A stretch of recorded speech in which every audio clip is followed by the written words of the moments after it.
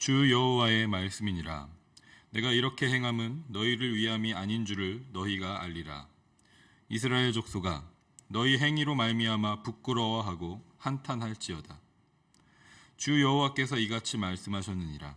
내가 너희를 모든 죄악에서 정결하게 하는 날에 성읍들에 사람이 거주하게 하며 황폐한 것이 건축되게 할 것인즉, 전에는 지나가는 자의 눈에 황폐하게 보이던 그 황폐한 땅이 장차 경작이 될지라. 사람이 이르기를 이 땅이 황폐하더니 이제는 에덴 동산같이 되었고 황량하고 적막하고 무너진 성읍들에 성벽과 주민이 있다 하리니, 너희 사방에 남은 이방 사람이 나 여호와가 무너진 곳을 건축하며 황폐한 자리에 심은 줄을 알리라. 나 여호와가 말하였으니 이루리라. 주 여호와께서 이같이 말씀하셨느니라. 그래도 이스라엘 족속이 이같이 자기들에게 이루어 주기를 내게 구하여야 할지라. 내가 그들의 수효를 양떼같이 많아지게 하되 제사 드릴 양떼 곧 예루살렘이 정한 절기의 양 무리같이 황폐한 성읍을 사람의 떼로 채우리라. 그리한즉 그들이 나를 여호와인 줄 알리라 하셨느니라. 아멘. 어제 본문에 이어서 오늘 32절에서도 하나님께서 이스라엘 백성들에게 행하실 일이 궁극적으로는 그들을 위한 것이 아니라는 것을 말씀하십니다. 하나님께서 그들을 포로 생활에서 돌아오게 하시고 모든 더러운 것을 정결하게 씻으시고 새 영과 새 마음을 주시고 하나님의 영을 주셔서 그들이 하나님의 말씀을 지켜 행하게 하시는 것은 하나님의 거룩한 이름을 위한 것이라고 말씀하셨습니다. 이 가운데 그들이 먼저 할 일은 그들의 죄악된 행위에 대해서 미워하고 부끄러워하는 것이라고 말씀하십니다. 하나님의 일방적인 은혜와 자비로 그들이 다시 하나님의 백성이 되는 것이 맞지만, 이스라엘 백성들에게 필요한 최소한의 자세는 진정한 회개라고 말씀하고 계시는 것입니다. 하나님의 전적인 은혜와 이스라엘 백성들의 진정한 회개로 하나님께서는 그들의 모든 죄악에서 정결하게 하실 것입니다. 오늘 본문에서는 그렇게 정결하게 됨과 동시에 함께 일어날 일에 대해서 말씀하십니다. 33절에 하나님께서 이스라엘 백성들을 모든 죄악에서 정결하게 하는 그날에 이제 성읍들에 사람이 살게 되고 황폐한 곳이 재건될 것이라고 말씀하십니다. 그런데 이어지는 34절과 35절에서 황폐한 땅이 변화된 모습을 경작된 땅이라고 말씀하시고 에덴 동산과 같다고 말씀하십니다. 이 말씀은 창세기 2장 15절 말씀을 우리에게 떠오르게 합니다. 여호와 하나님이 그 사람을 이끌어 에덴 동산에 두어 그것을 경작하며 지키게 하시고, 하나님께서 천지를 창조하시고 사람을 만드셨습니다. 특별히 아담을 창조하신 후에 그를 에덴 동산에 두셨습니다. 그리고 아담에게 에덴 동산을 경작하고 지키게 하셨습니다. 하나님께서 오늘 본문을 통해서 이스라엘 백성들에게 다시 이 말씀을 하고 계시는 것입니다. 모든 죄악으로부터 정결하게 되는 그날, 이스라엘 백성들이 사는 땅은 황폐한 땅에서 경작된 땅으로 변할 것입니다. 황폐하여 아무것도 없는 땅에서 에덴 동산과 같은 모습으로 변화될 것입니다. 그렇다면 에덴 동산과 같은 모습은 어떤 모습일까? 한번 생각해 보면 좋겠습니다. 낙원과 같은 모습, 평화가 넘치는 모습을 우리는 쉽게 떠올릴 수 있습니다. 이사야 선지자도 오늘 본문 35절과 비슷한 말씀을 전했습니다. 이사야 51장 3절 말씀에서 나 여호와가 시온의 모든 황폐한 곳들을 위로하여 그 사막을 에덴 같게 그 광야를 여호와의 동산 같게 하였나니 그 가운데에 기뻐함과 즐거워함과 감사함과 창화하는 소리가 있으리라. 아멘. 에덴 동산은 기쁨이 있고 즐거움이 있고 감사와 찬양이 넘치는 곳이라고 말씀하고 있습니다. 그렇습니다. 에덴 동산은 그런 곳이죠. 기쁨과 즐거움과 감사와 찬양이 넘치는 곳입니다. 그런데 오늘 말씀을 통해서 에덴 동산과 같이 된다는 것은 단지 우리가 감정적으로나 추상적으로 느끼는 모습만이 아니라는 것을 깨닫게 하십니다. 하나님께서는 창세기 2장과 오늘 본문 말씀을 통해서 분명하게 말씀하십니다. 황폐한 땅이 에덴 동산과 같이 될 것인데 그 말씀은 곧 황폐한 땅이 경작된다는 뜻입니다.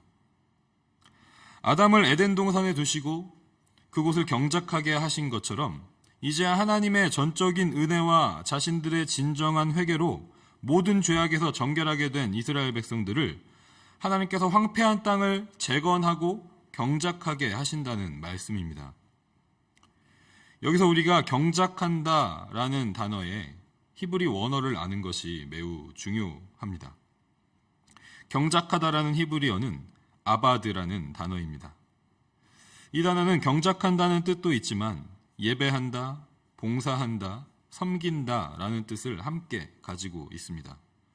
영어 단어에서는 serve라는 단어가 비슷한 역할을 한다고 볼 수 있습니다.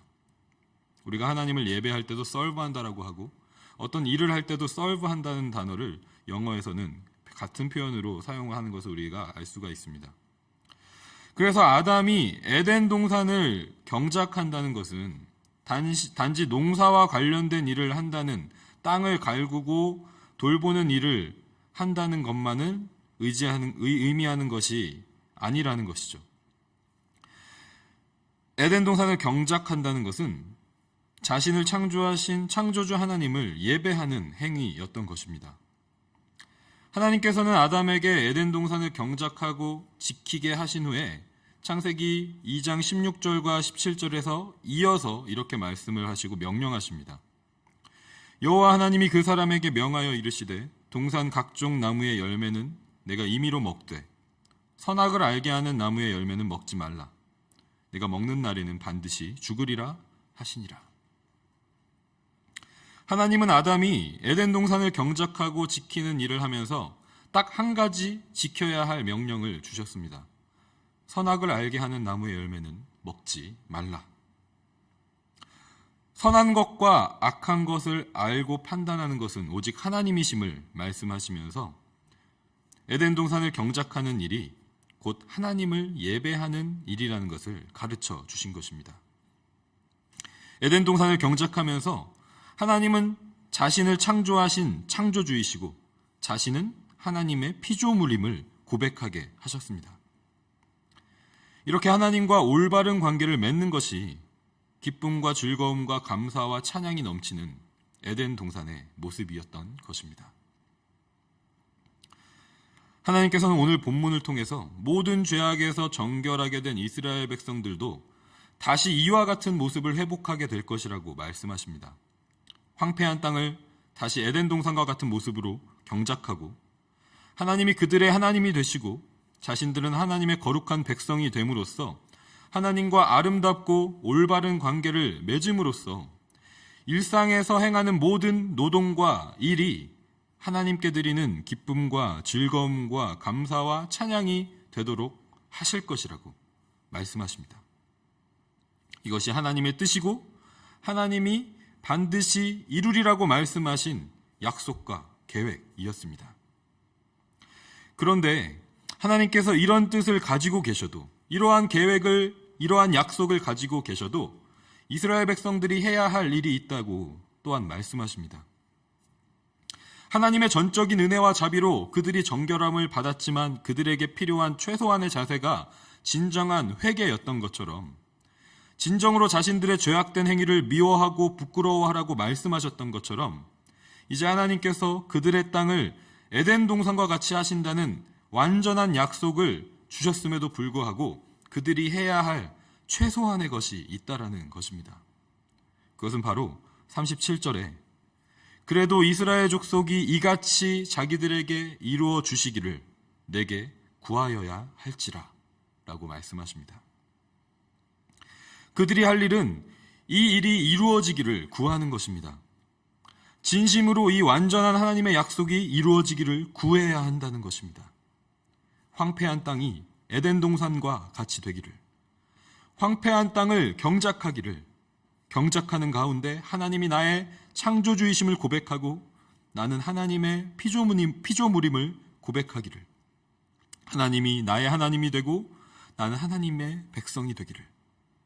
그래서 우리가 일상에서 행하는 모든 일과 노동이 하나님께 드리는 기쁨과 즐거움과 감사의 찬양이 되기를, 예배가 되기를 간절히 구하는 것이 우리가 해야 할 최소한의 일이라는 것입니다. 하나님께서는 모든 것을 행하실 수 있는 전지전능하신 분이시죠. 하지만 그 전지전능함을 통해서 모든 것을 하나님께서 행하시기보다 우리와의 진정한 관계를 더 원하시는다는 것입니다. 창조세계 전체를 마음대로 좌지우지하실 수 있지만 그렇게 하지 않으시고 피조물의 진정한 사랑과 순종을 이끌어 내신다는 것입니다. 왜냐하면 하나님과 우리와의 관계는 인간이 자신이 만든 기계를 조종하는 것과 같은 그런 관계가 아니기 때문이죠. 하나님은 우리를 자신의 형상을 따라 만드셨고 하나님과 함께 있을 때, 하나님을 사랑할 때, 하나님의 말씀을 지키고 순종할 때 가장 복되고 완전할 수 있는 존재로 창조하셨기 때문입니다. 이를 위해서 하나님은 우리에게 오늘 말씀을 통해서 구하라고 말씀하시고 명령하고 계십니다. 우리가 할 수 있는 최소한의 일도 구하는 것이고 우리가 할 수 있는 유일한 일도 구하는 것입니다. 우리 삶의 영역들 가운데 특별히 이 에덴의 회복이 필요한 부분은 어디인지, 무엇인지 한번 생각해보고 돌이켜보는 시간이 되기를 소망합니다. 그리하여서 오늘 우리의 삶 속에 하나님께서 맡겨주신 모든 일상 가운데, 모든 삶의 현장 속에서 우리가 행하는 모든 일과 노동과 모든 행위들 가운데 에덴을 경작하라고 하나님께서 주신 그 사명을 붙잡고 나아가는 은혜가 있기를 소망합니다.